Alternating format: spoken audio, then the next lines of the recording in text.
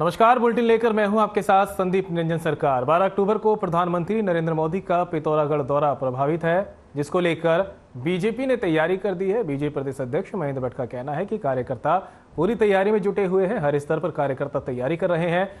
जहां जहां प्रधानमंत्री नरेंद्र मोदी का कार्यक्रम होना है, वहां बीजेपी कार्यकर्ता लगातार तैयारी में जुटे हैं। उनका कहना है कि 9 अक्टूबर को वे खुद तैयारी का जायजा लेने के लिए जा रहे हैं। इसी तरह से 10 अक्टूबर को मुख्यमंत्री पुष्कर सिंह धामी भी पिथौरागढ़ के दौरे पर आएंगे, तैयारी का जायजा लेंगे। उनका कहना है कि प्रधानमंत्री नरेंद्र मोदी की कुमाऊं की यात्रा ऐतिहासिक होगी।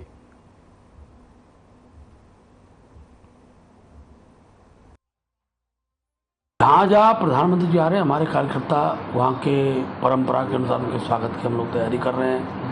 और मैं कह सकता हूँ अभी तक कि पिथौरागढ़ के अंदर अभूतपूर्व बड़ी जनसभा हम लोग करने वाले हैं।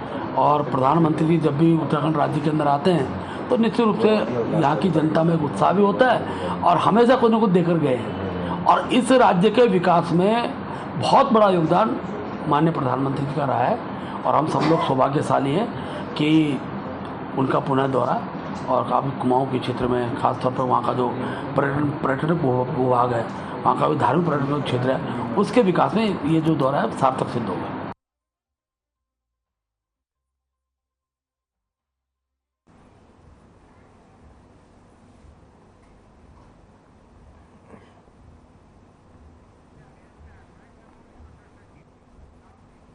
उत्तराखंड में कांग्रेस भी आगामी लोकसभा चुनाव के मद्देनजर तैयारी में जुटी है। इसी को लेकर कांग्रेस ने अपनी सभी इकाइयों को मजबूत करना शुरू कर दिया है। राजीव गांधी पंचायत राज संगठन के प्रदेश प्रभारी देहरादून पहुंचे, जहां उन्होंने संगठन के कार्यकर्ता और पदाधिकारी के साथ बैठक की। इस बैठक में उन्होंने आगामी तैयारी को लेकर चर्चा की है। वहीं संगठन के प्रभारी सुनील पवार ने बताया कि उत्तराखंड में संगठन अधिकांश जिलों में अपनी इकाई बना चुका है और जहां पर नहीं बनाई गई है वहां काम किया जा रहा है। उन्होंने बताया कि इकाइयों को ग्राम स्तर पर मजबूत किया जाएगा। बैठक में तय हुआ कि जिलों में 2 दिन का सर्वोदय कैंप आयोजित किया जाएगा, जबकि ब्लॉक स्तर पर 1 दिन का सर्वोदय कैंप लगाए जाएंगे।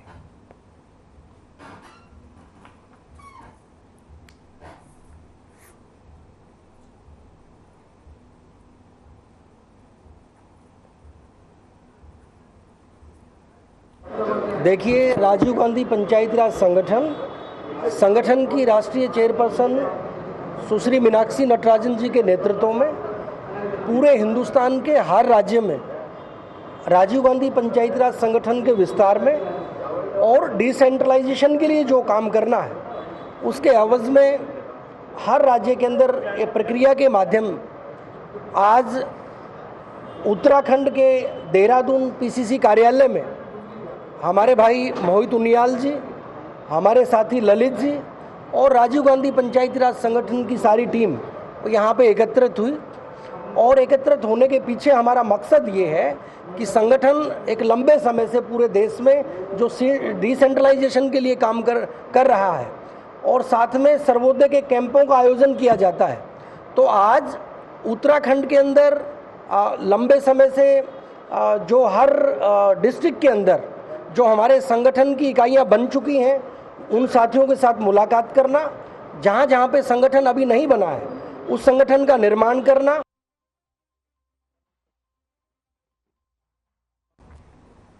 आजादी से पूर्व कांग्रेस की मुख्य भूमिका निभाने वाले कांग्रेस सेवा दल को फिर से मजबूत किया जाने को लेकर कांग्रेस पूरी ताकत से जुट गई है। बीते कुछ सालों से कांग्रेस अपने पुराने विंग कांग्रेस सेवा दल के कार्यक्रमों को ज्यादा तरजीह देने में जुटी हुई है। इसी क्रम में कांग्रेस सेवा दल अपने 100 वर्ष का राज्य स्तरीय कार्यक्रम कर रही है। राजधानी देहरादून के रिंग रोड स्थित एक निजी होटल में उत्तराखंड कांग्रेस सेवा दल ने राज्य स्तरीय कार्यक्रम का आयोजन किया। इस कार्यक्रम में कांग्रेस के पूर्व मुख्यमंत्री हरीश रावत सहित कई दिग्गज नेता शामिल हुए।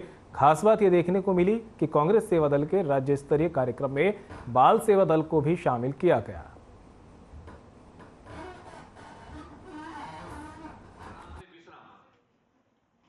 कांग्रेस सेवा दल के 100 साल के उपलक्ष्य में ये हर राज्य में राज्य सम्मेलन हो रहा है। उसी परिप्रेक्ष्य में उत्तराखंड राज्य का सम्मेलन हुआ है। सभी सेवा दल के साथियों ने इसमें पार्टिसिपेट किया है। हरीश रावत जी, करण महाराज जी, हमारे राष्ट्रीय अध्यक्ष लालजी देसाई जी यहाँ पर उपस्थित हुए हैं और सेवा दल को शाबाशी दी है। जिस तरीके से आज सेवा दल मजबूत हो रहा है, लोकसभा में जाकर काम कर रहा है और निश्चित रूप से आने वाला चुनाव कांग्रेस का होगा।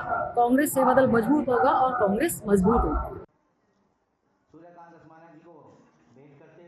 बढ़ते खबरों में आगे खबर देहरादून से है, जहां श्री रामकृष्ण लीला समिति अध्यक्ष अभिनव थापर ने प्रेस कॉन्फ्रेंस की। उन्होंने बताया कि 15 अक्टूबर से 25 अक्टूबर तक प्राचीन रामलीला का आयोजन किया जाएगा। बता दें कि हर रात 8 बजे से कार्यक्रम का आयोजन होगा। 1952 से गढ़वाल की ऐतिहासिक राजधानी पुरानी टिहरी में रामलीला का आयोजन किया जाता था। 21 साल बाद उसी रामलीला को पुनर्जीवित करने का काम किया जाएगा। गढ़वाल की संस्कृति पर रामलीला आधारित को फिर से दर्शाया जाएगा।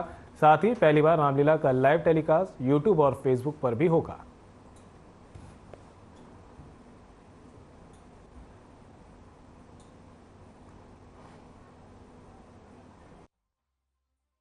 देखिए, ये जो रामलीला है ये पहली ऐसी रामलीला होगी जिसमें हम संस्कृति को और तकनीक के साथ जोड़ने का प्रयास उत्तराखंड में करेंगे। रामलीला बहुत सारी होती हैं। 1952 से हमारी ये गढ़वाल की जो सबसे प्रसिद्ध हमारी रामलीला होती थी पुरानी टिहरी में, 2002 में लास्ट ये हुई, उसके बाद हो नहीं पाई। उसको 21 वर्षों बाद हम यहाँ देहरादून में पुनर्जीवित करने का प्रयास कर रहे हैं। और उस प्रयास में हम लोग कोशिश ये कर रहे हैं कि खाली ये संस्कृति रिवाइवल के साथ साथ जो हमारी आने वाली पीढ़ी है, जो अब आज डिजिटल पीढ़ी है, मोबाइल वाली पीढ़ी है, जो हमारे बच्चे हैं, जिनका हम तो दरी बिछा के देखते थे रामलीला बचपन में गाँव में, पर वो आज की पीढ़ी ऐसा नहीं है। तो हमने कोशिश ये करी है कि इसको भव्यता से करें। डिजिटल स्क्रीन हम उसमें कर रहे हैं। लाइव टेलीकास्ट सिस्टम पहली बार है, जो उत्तराखंड में शायद पहली बार हो रहा होगा रामलीला और ये सब मंचन में, वो हम कर रहे हैं। और इसके साथ साथ हम उसका भी उत्तराखंड के राजकीय शिक्षक ने 33 मांगों को लेकर सरकार के खिलाफ जागरण रैली निकाली। आक्रोशित शिक्षकों ने कहा कि लंबित मांगों के निस्तारण के लिए उत्तराखंड सरकार को कई बार ज्ञापन भी सौंपा जा चुका है, लेकिन सरकार की ओर से अभी तक कोई कार्रवाई नहीं की गई। उन्होंने कहा कि शिक्षकों की लंबित मांगों के निस्तारण नहीं होने की वजह से शिक्षक वर्ग में आक्रोश है। इन्हीं मांगों को लेकर संघ परेड मैदान से रवाना हुए, जहां घंटाघर होते हुए राजपुर रोड से दिलाराम चौक तक निकले। वहां से लौटकर रैली परेड मैदान पहुंची, जहां उन्होंने आगे की रणनीति पर चर्चा की। इस मौके पर हजारों की संख्या में शिक्षक मौजूद रहे। अध्यक्ष राम सिंह चौहान ने कहा कि शिक्षकों को वर्षों से छला जा रहा है। हर सरकार मांगों पर कार्रवाई का वादा तो करती है, लेकिन अमल कभी नहीं करती। इस बार भी 4 अगस्त को शिक्षा मंत्री की अध्यक्षता में बैठक में कई मुद्दों पर सहमति बन गई थी।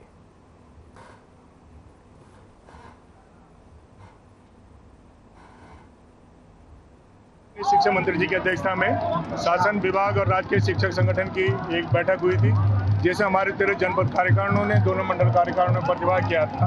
और संगठन का एक 33 सूत्रीय मांग पत्र था, जिस पर स्वयं माननीय मंत्री जी ने घोषणा की थी, उस बैठक में घोषणा की थी कि 2 महीने के अंदर इन सभी का निस्तारण किया जाएगा। किंतु लगातार वार्ता के क्रम में या लगातार मैं और महामंत्री मेरे जो पैनुली जी हैं, रमेश पैनुली जी, लगातार शासन स्तर पर, विभाग स्तर पर कई दौर की वार्ताएं हो गई हैं, लेकिन 2 महीने के अंदर अभी कोई ऐसी मांग नहीं है जिस पे कोई प्रगति हमें दिखी।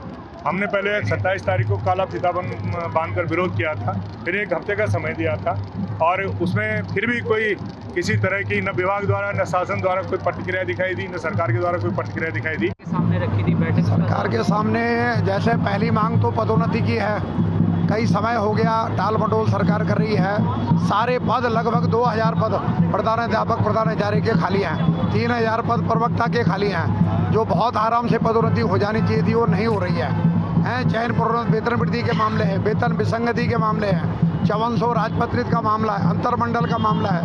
जो हमारे तदर्थ वाले साथी हैं उनके चयन वेतन मांग स्वीकृत करने के बाद फिर कैंसिल कर दिए गए हैं। इस प्रकार काशीपुर पुलिस ने बीती रात नगर क्षेत्र की पुष्पक विहार कॉलोनी स्थित एक बड़े गोदाम में काशीपुर और आसपास की थाना पुलिस ने संयुक्त छापेमारी की है। पुलिस क्षेत्राधिकारी वंदना वर्मा के नेतृत्व में कार्रवाई की गई। इस दौरान जुए के एक बड़े गैंग को दबोचने में कामयाबी पाई गई। गिरफ्तार जुआरियों के पास से पुलिस को 7,52,000 रुपये बरामद हुए। इसके साथ ही लगभग 17 बाइक्स और 15 मोबाइल समेत जुए का कई सामान पुलिस ने बरामद किया है। पुलिस अधीक्षक ने खुलासा करते हुए बताया कि काशीपुर के गंगे बाबा रोड स्थित पुष्पक विहार इलाके में कौशल यादव खाली गोदाम में कई दिनों से जुए का कारोबार कर रहा था, जिस पर कार्रवाई की गई।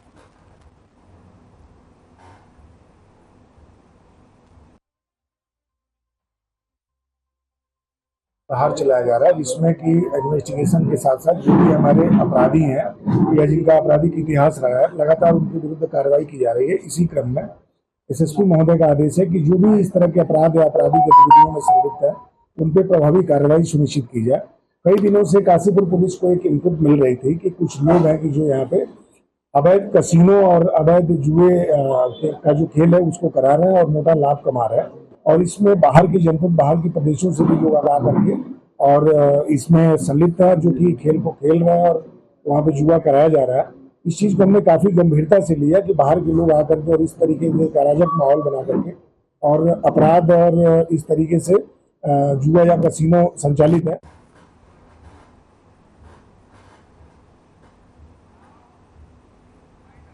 बुलेटिन में मेरे साथ इतना ही, दीजिए इजाजत, नमस्कार।